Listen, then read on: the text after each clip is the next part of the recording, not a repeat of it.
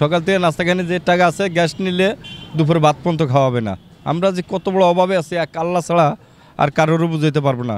এই গাড়িটা নিয়ে কালকে রাতের থেকে এখানে পড়ে আছে, উপর আল্লাহ ছাড়া কেউ জানে না কি হবে। 1200 টাকার গ্যাস দিয়ে যদি 2500 3000 ভাড়া মারি তাহলে আমরা কোম্পানি দিব কি, আমরা সংসার চালাবো কিভাবে?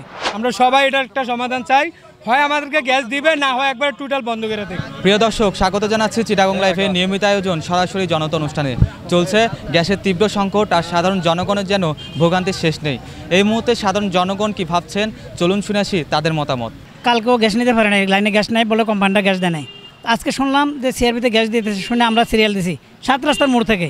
এখন এই পর্যন্ত আসছে, আসার পরে এখানে কী হয়েছে কী নিয়ে কেমন হয়েছে জানি না, এখন আবার অনেকক্ষণ বন্ধ রাখছে। আমরা নর্মাল গ্যাস নিলে কম রেটে ভাড়া মারতে পারি।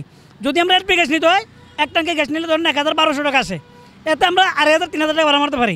1200 টাকার গ্যাস দিয়ে যদি 2500 3000 ভাড়া মারি তাহলে আমরা কোম্পানি দিব কি, আমরা সংসার চালাবো কীভাবে? নর্মাল গ্যাস 300 টাকার গ্যাস হলে আমাদের একদিন চলে, আমরা নর্মাল রেটে ভাড়া মারতে পারি। পাবলিককে আমরা হয়রানি করবো না, আমরা নিজেরও হয়রানি হব না। গতকালকে আমরা সকাল 7টার থেকে দিনের 3টা পর্যন্ত এখানে বসে রয়েছি, গ্যাস নাই। লাস্টে 3টা বাজে আমরা গেছি গিয়া, এখন আবার ফোন দিছে যে গ্যাস দিতে আছে কইয়া ফোন দিছে। আমরা আইছি হ্যাঁ 3 ঘন্টা হয়ে গেছে, এখনও কোনো খোঁজ খবর নেই। শুনি যে আবার ফার্ম বন্ধ করে দিয়েছে। তাহলে এইভাবে যদি আমাদের হয়, আমাদের সংসার কিভাবে চলবে, আমাদের বাল বাচ্চা কীভাবে চলবে? দীর্ঘদিন গ্যাস যা ফাইতাম একটু ফাইতাম, ফ্যাসার ছিল না, আমরা কোনোরকম চলতাম। কোম্পানিতে আমার থেকে ইনকাম কম লইতো না, তারপরও আমরা গ্যাস যা ফাইতাম অন্তত কিছু না আমরা খাইতাম, বা কিছু ডাইল ভাত দিয়ে খাইতাম আমরা। এখন আজকে 2 দিন 3 দিন পর আমরা কোনো গ্যাস পাইতেছি না, পাম্পে দিন রাত আমরা শুয়ে রয়েছি, ঘুম যাইতে পাইতেছি না, মশার কামড় খাই আমরা পাম্পে শুয়ে রয়েছি। কোম্পানি আমরা যাইতে দেয় না, আমরা এখানে বসে রয়েছি। এখন কোম্পানি বলে গ্যাস দিয়ে, আমরা যাই গ্যাস পাই না। পাম্পে দাঁড়াই রয়েছি, এই মালিকরা গ্যারেজে গেলে বলে যে ইনকাম দিতে হবে, গাড়ি বসে থাকলে ইনকাম দিতে হবে। এই দেখেন সকাল থেকে নাস্তা পর্যন্ত খাইনি। সকাল থেকে নাস্তাখানে যে টাকা আছে গ্যাস নিলে দুপুরে ভাত পর্যন্ত খাওয়াবে না। আমরা যে কত বড় অভাবে আছি এক আল্লাহ ছাড়া আর কারোরও বুঝাইতে পারবো না। ইনকাম দিতে হবে, পুরোপুরি ইনকাম বাইর করেন আর না করেন, গাড়ি ধরেন কাজ করছেন আধাবেলা, বরাবর ইনকাম দিতে হবে 1000 টাকা।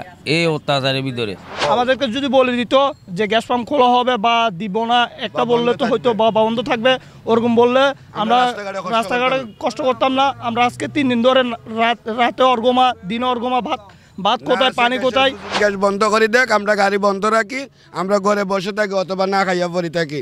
এভাবে আসার উপরে গ্যাস পাম্পের গেটে দিনের পর দিন অপেক্ষা করা আমাদের পক্ষে কি অসম্ভব ব্যাপার সেবার হয়ে দাঁড়াইছে।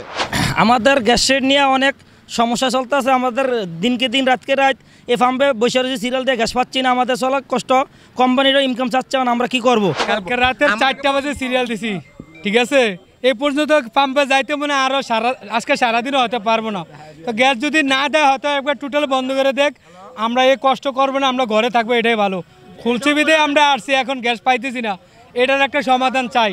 আমরা সবাই এটার একটা সমাধান চাই, হয় আমাদেরকে গ্যাস দিবে, না হয় একবার টোটাল বন্ধ করে দেখ।